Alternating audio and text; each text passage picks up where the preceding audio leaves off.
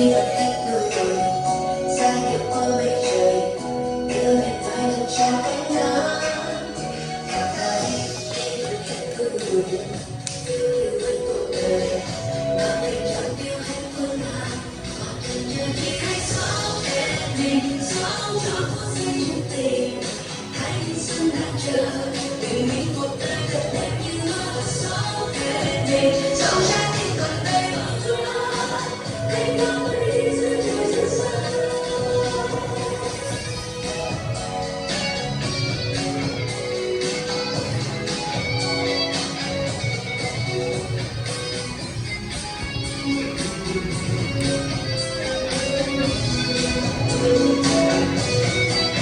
Phía em đi rồi có dòng người say say gian nan khó khăn về cây đôi lần càng lo lắng thay